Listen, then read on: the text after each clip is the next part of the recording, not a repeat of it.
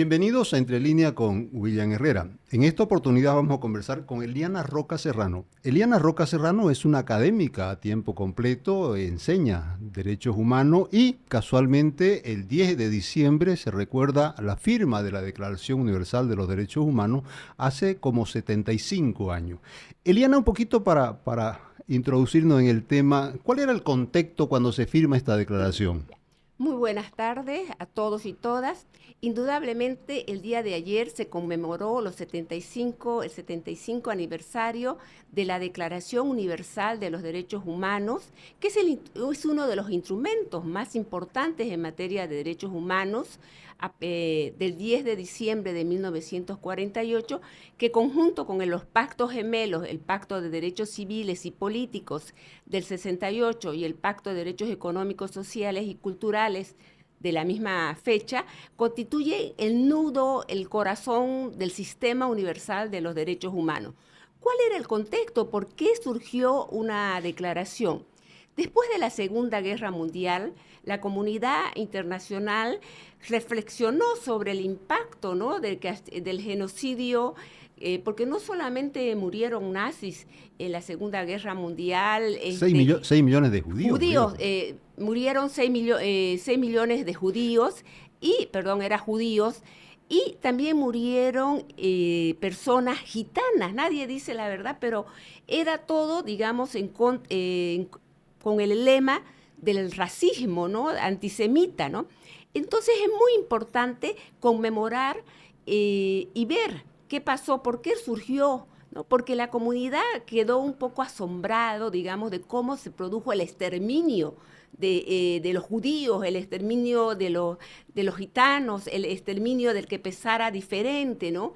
Y se reunió y conformaron un tratado que iba a ser la declaración.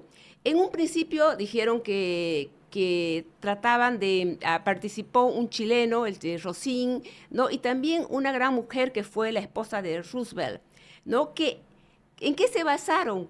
En la dignidad, la libertad, la igualdad de las personas, porque realmente las atrocidades cometidas por el régimen nazi y por los japoneses fueron muy crueles.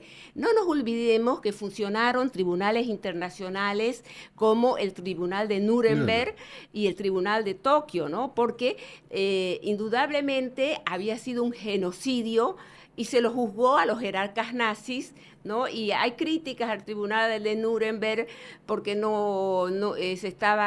se crearon en ese momento los tribunales, no se cumplían con ciertos principios procesales. Pero de todas maneras es un gran legajo, y la declaración, ¿qué es? En primer lugar, en su preámbulo, todos nacemos iguales y dotados de conciencia, debemos vivir armoniosamente los unos con los otros. Después contempla el principio de no discriminación por razones de sexo, edad, religión, de todo tipo de gama de discriminación, y también contempla todos los derechos civiles como el derecho al debido proceso, a la propiedad, las libertades, ¿no? Porque no nos olvidemos que también en ese momento hay una eclosión y es la primera categoría de que van a surgir vigorosamente los derechos civiles y políticos, ¿no?, en esa década, en el siglo pasado.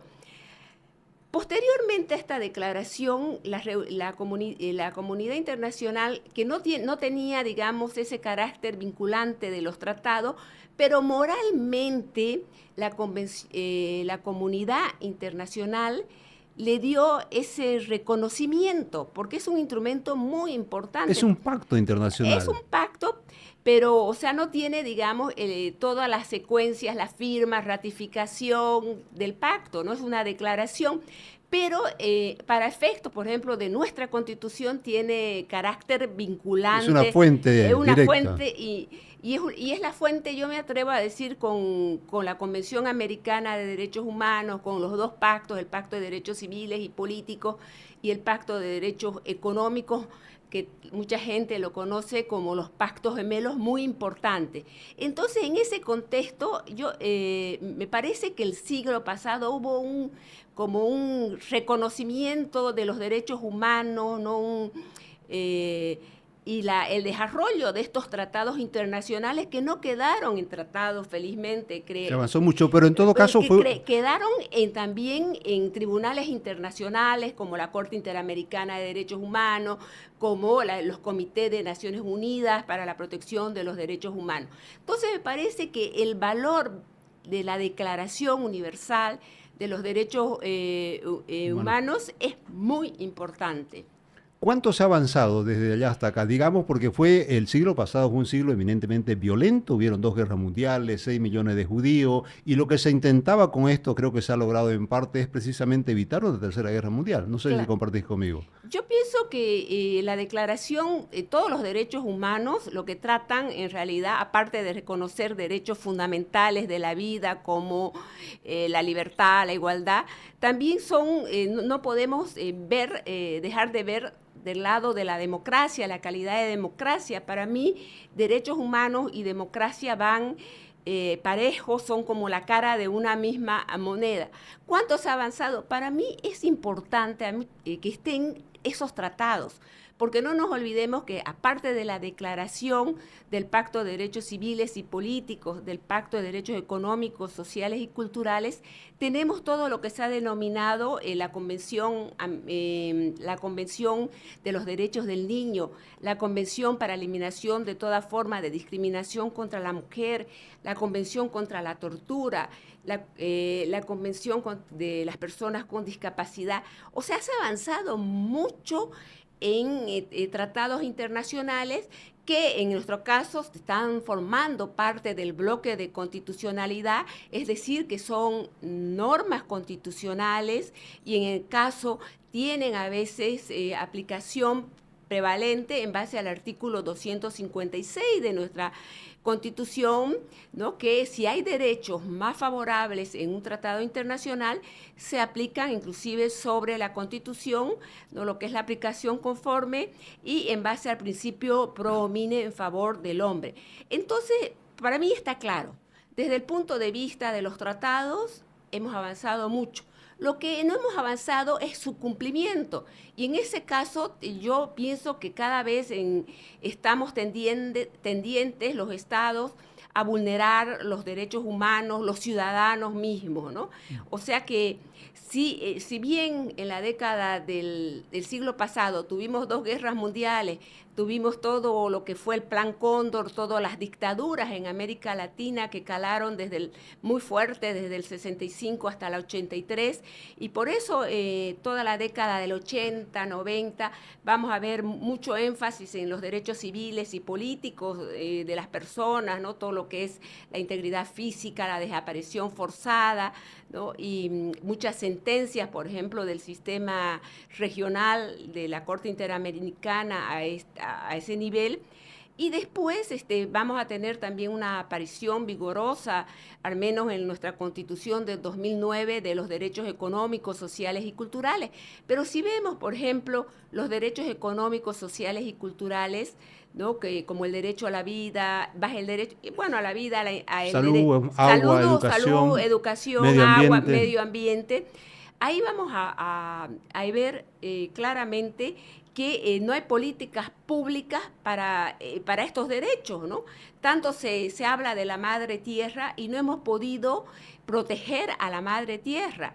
Entonces, si hablamos del derecho al agua, las guerras futuras van a ser posibles van a desencadenar, ¿no? Producto de la escasez de agua que tengamos. Entonces, y no estamos previendo esos derechos sociales, económicos, no lo estamos protegiendo. Hemos visto los avasallamientos de las tierras, ¿no? Hemos visto cómo se ha destruido la naturaleza, los ecocidios, ¿no? Las muertes de los animales. Entonces, parece que todo queda en letra muerta, pero bueno, A veces la gente me dice, pero todo queda en letra muerta, pero peor sería que no los tengamos legislados, que no los tengamos incorporados en nuestra constitución política del Estado, en los tratados internacionales. Ahí viene Ha avanzado muchísimo el derecho internacional de los derechos humanos, sin ha duda. avanzado, indudablemente que es una Pero de las... uno de los grandes problemas del derecho internacional de los derechos humanos es que no es coercitivo. ¿Cómo conseguimos, cómo pudiéramos avanzar en hacer realidad todo eso que estamos hablando? Bueno, no es coercitivo y ese es uno de los problemas, es que está atravesando, por ejemplo, las mismas sentencias de la Corte Interamericana, que tú sabes que son de carácter vinculante y Perdón, obligatorio. Eliana, pero si vamos un poquito más allá, el tema invasión de Rusia, Ucrania, por ejemplo, hay mandatos de las Naciones Unidas que no se han cumplido. Ahora en el tema también Israel hay algo parecido, o sea, siempre la fuerza de alguna manera se ha ido imponiendo al derecho. ¿En qué momento el derecho se puede imponer a la fuerza? El derecho se debe imponer a la fuerza cuando tengamos una ciudadanía mucho más activa, cuando tengamos gobiernos más racionales, cuando sepamos votar mejor, tal vez, ¿no? Porque indudablemente el problema que atraviesan, y también hay que modificar, sí, yo soy consciente que hay que modificar todo lo que es la estructura del sistema universal. Por ejemplo, no puede ser que el Consejo de Seguridad se mantengan los cinco estados, Rusia, claro, que ganaron la Segunda Guerra Mundial, Rusia, Estados Unidos, ¿no? Y entonces estos países tienen el poder de veto. Rusia, cuando hay una resolución que puede dañar sus intereses o de sus aliados, la veta. Y como son los países que siempre son permanentes y que tienen poder de veto, las cosas quedan ahí. Para mí una cuestión básica es que se cambie la estructura del Consejo de Seguridad.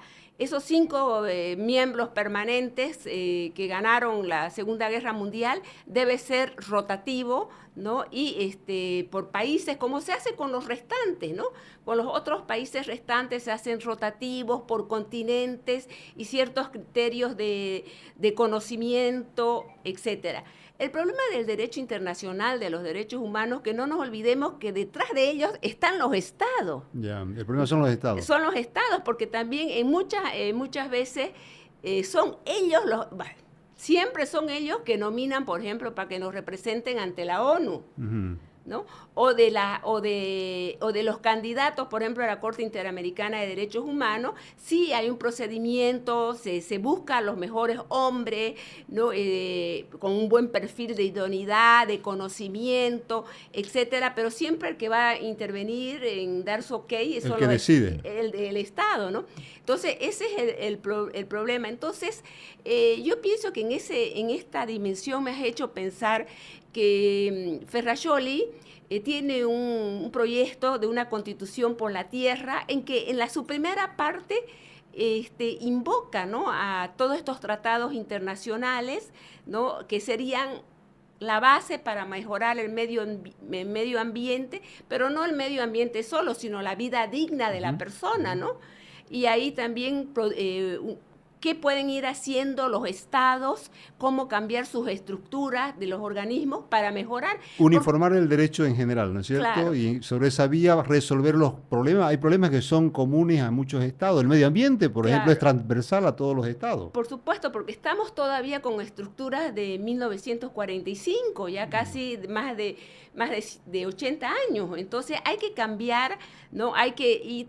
Y me parece un rol importante que los estados puedan reconocer sus límites como Estado, y eso lo hace cuando tenemos ciudadanos empoderados, ciudadanos militantes que reivindican sus derechos, ¿no? Porque muchas veces decimos esas son cuestiones lejos de nosotros, pero si no nos afectan en nada. No nos afectan en nada, pero si nosotros le ponemos a un control social mayor al Estado, sí que va a funcionar. Ya, volvamos al tema de la eficiencia o efectividad de los derechos humanos.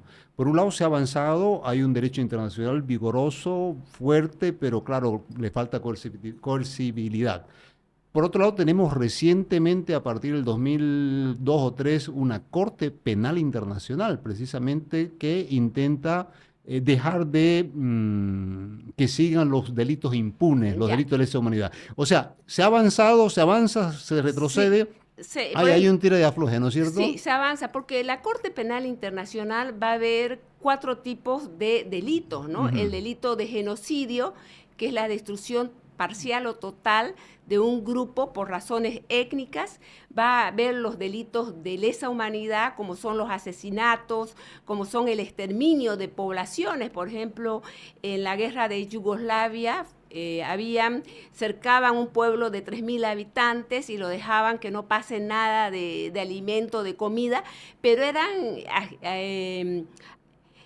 actuaciones seguidas, recurrentes, porque los estándares de la Corte Penal Internacional son bastante altos, ¿no? Ujú. Tienen que ser acciones que se cometen de manera reiterativa, de manera sistemática, ¿no? Y no nos olvidemos que el Tribunal Penal Internacional juzga a personas que han cometido los delitos de lesa humanidad como asesinato, como exterminio, Genocidio. Mm. y después todo lo que se va a entender por crímenes de guerra, ¿no? Los convenios de Ujú. Ginebra. Hay 4 convenios de Ginebra, el convenio 1, 2, 3 y 4, en que señala la protección que tiene que tener la población civil, por ejemplo. No se puede disparar en escuelas, en iglesias, en hospitales. Hemos visto que en Yugoslavia, En Israel. ahora en Irán y ahora en la guerra de Siria y en las últimas guerras de Palestina, por ejemplo, este evento de Palestina que tenemos, han disparado grupos que están lugares que están Hospitales. protegidos Hospitales. por el derecho Internación. internacional, ¿no? Que O no se lo sea, ha respetado. que no se lo ha respetado, ¿no? Por lo tanto, van a meritar, yo pienso a futuro, un juzgamiento de este tribunal que, como ya te dije, ve genocidio, delitos de lesa humanidad y todo lo que son violaciones a los convenios de Ginebra y el tipo penal de agresión de un Estado a otro. Entonces ahí, y la sentencia, y el Tribunal Penal ha dictado sentencias, pero ¿qué pasa? Estos dictadores, por ejemplo, el Aksab, el Bashak, que fue juzgado, se pasean por ciertos países africanos donde gozan de De cierta protección. El protección. mismo Putin tiene un mandamiento de condena. Claro, no, pero No, no no se lo van puede ejecutar. ¿no? A los países donde pueden ejecutarlo. Ellos tienen ciertos países que lo protegen, y eso es lo que la comunidad internacional tiene que ver, digamos, otros mecanismos, como puede ser la diplomacia, ¿no? Para estos casos, ¿no? De que no cumplen con los mandamientos de ejecución, ¿no? Ya. Volvamos a lo nuestro, a lo nacional. Aquí ya se van hablando como creo de 75 feminicidios, hay violencia contra la mujer, violencia sexual, se está lamentablemente quitando o privando la vida a muchas mujeres. ¿Cómo ves Sí, eso? sí, indudablemente la violencia hacia la mujer es un problema estructural de Bolivia por esa concepción que tenemos del patriarcado, ¿no?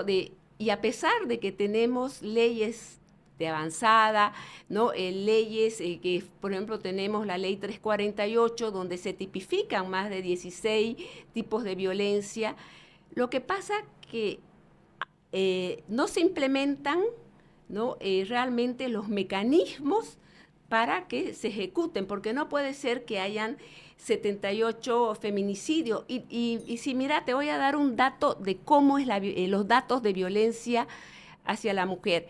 El informe de la Fundación Construir, no me acuerdo del 19 o el 20, decía que los primeros casos de delitos, el porcentaje más alto se encontraba los de robo.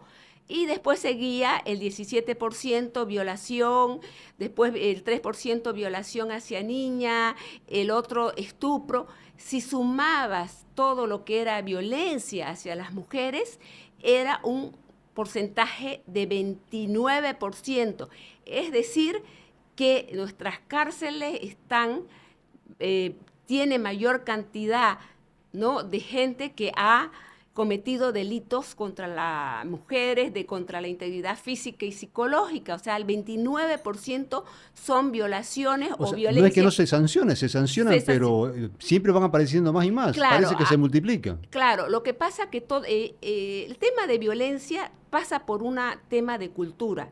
Los países que han podido mejorar su tratamiento, desde la escuela han desarrollado programas muy agresivos, ¿no? de respeto a las personas, ¿no? De respeto hacia cualquier persona, pero también la igualdad de género, que son iguales los hombres y mujeres.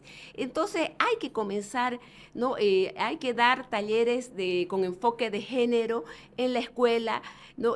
Todo lo que en la universidad creo que se va a implementar un proyecto también, porque, por ejemplo, una investigación que realizamos un equipo el año pasado nos dio los datos, nos arrojó que el 42% de estudiantes han sido víctimas de violencia.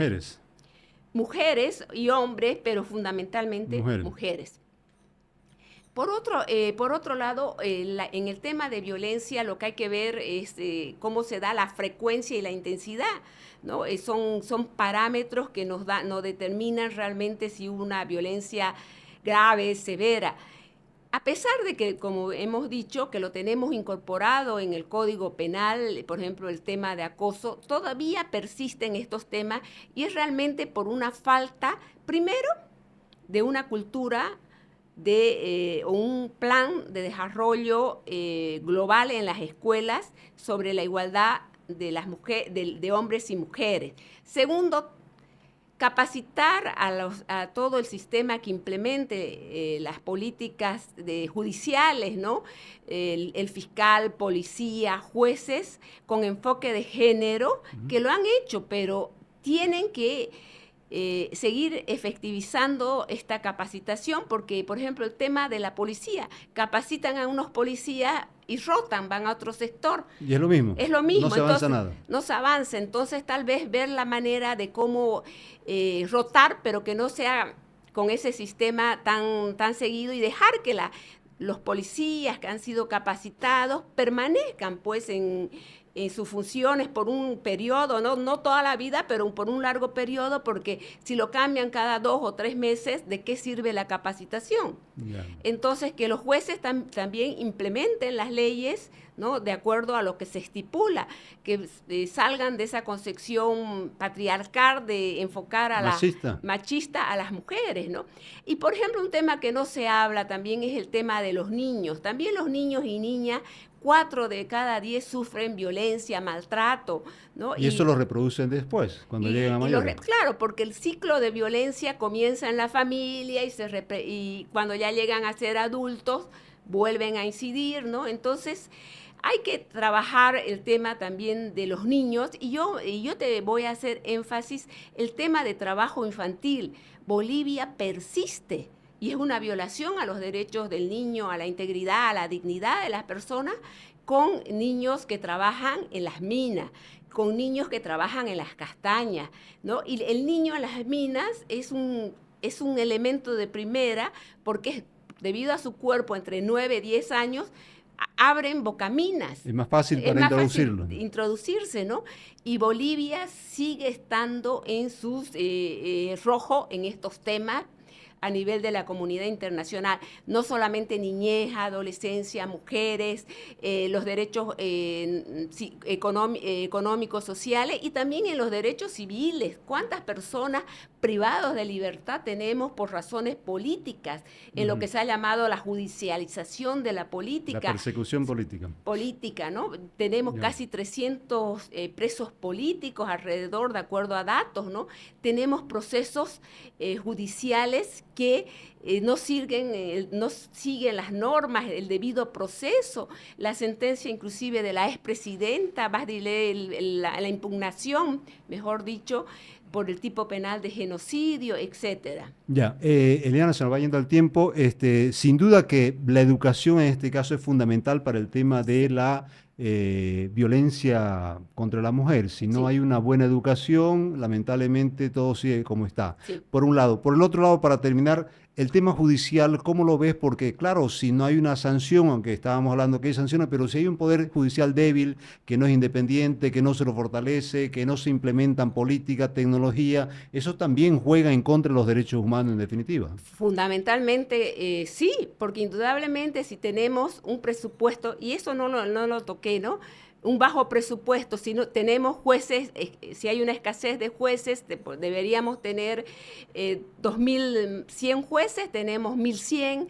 Si no hay una política clara del Poder Judicial en cuanto al abordaje de estos Y un derechos, compromiso y un además. compromiso, ¿no? De realmente cumplir la ley, de realmente seguir todos los plazos procesales, ¿no? Hay vulneración de derechos humanos. O sea, el tema y cómo estamos el Poder Judicial, estamos que hasta el 3 de enero no vamos a tener altas cortes. No deja ser un tema preocupante por lo que significa no tener las máximas autoridades de justicia, ¿no? Porque no han sido capaces de elegir a los candidatos a futuros magistrados. Entonces, todos los problemas estructurales que atraviesa la justicia, que son problemas de larga data, como la judicialización, como la falta de presupuesto, la falta de capacitación, ¿no? La corrupción de algunos operadores de justicia, ¿no? Por supuesto que influyen y deterioran la calidad y la efectividad de los derechos humanos. Sin duda, Eliana, de nada nos sirve tener unas declaraciones de derechos y una serie de declaraciones sobre los derechos humanos perfectas en el papel cuando no tenemos la garantía en los tribunales. Claro. Definitivamente así no se avanza, ¿verdad? Sí, exactamente. Gracias, Eliana. Se nos va el tiempo.